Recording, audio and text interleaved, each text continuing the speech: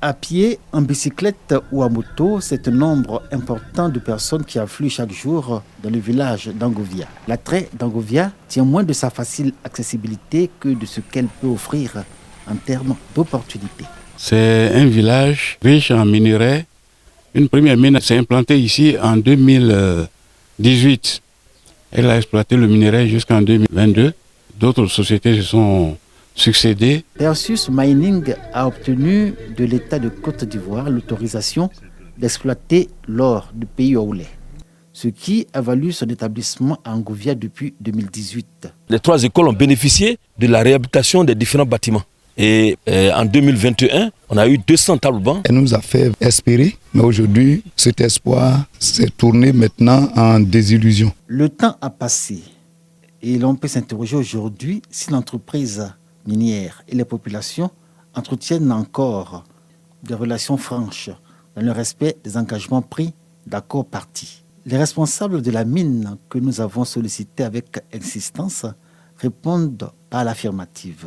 Mais ils ont souhaité ne pas être filmés et ont refusé toute interview.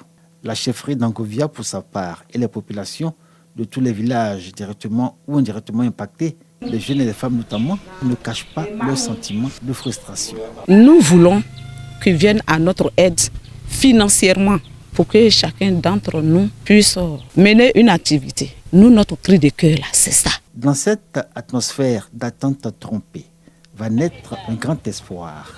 L'installation en 2023 d'un CDLM, Comité de développement local minier. Il est doté d'un budget représentant 0,5% du chiffre d'affaires de la mine.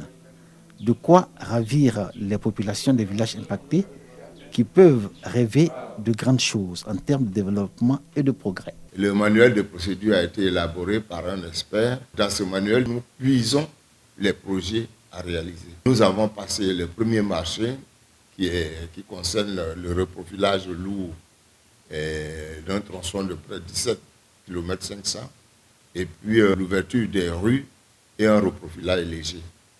Mais actuellement, nous avons 10 dossiers d'appel d'offres qui sont déjà lancés. Contre toute attente, en avril 2024, les jeunes se révoltent et s'illustrent par des actes de violence allant jusqu'à incendier 6 véhicules de l'entreprise minière et le saccage du foyer des jeunes, construit par la mine.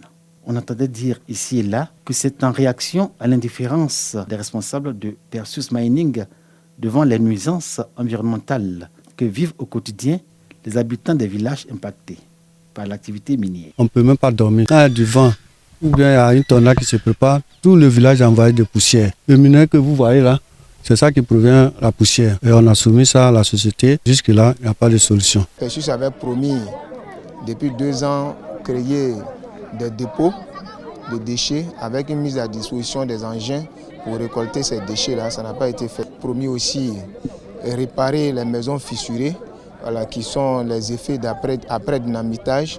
Et jusque-là, ça n'a pas été fait. Un expert avait été commis par les responsables de l'entreprise pour en évaluer les causes. Sa conclusion était que les fissures n'étaient en rien la conséquence directe de fréquents dynamitages à la surprise du CDLM et des autorités préfectorales. Pour la population, c'était le mépris de trop qui va déclencher les violences qu'a connues Angovia en avril 2024. Je me suis tourné vers Perseus pour leur dire attention, je ne suis pas convaincu par votre expertise. Ce que je souhaite est que vous preniez en compte la réparation de ces fissures pour ne pas compromettre vos relations avec les riverains. On est tombé d'accord.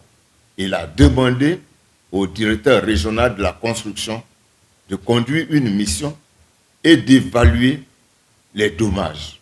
Ce qui a été fait. Passé le temps des incompréhensions, Angovia, qui abrite les installations de la mine d'or et tous les villages impactés par ces activités, sont dans une dynamique de rapport gagnant-gagnant. En témoignent les tournois de football qui se tiennent chaque année dans les villages. L'espoir est de retour. À Kakro, Kwakunyanou, Laobazi, Ndakofi Yobukro et Angovia même, tout le monde attend avec enthousiasme les projets sociaux à réaliser grâce au CDLM, dont le budget a connu un relèvement significatif.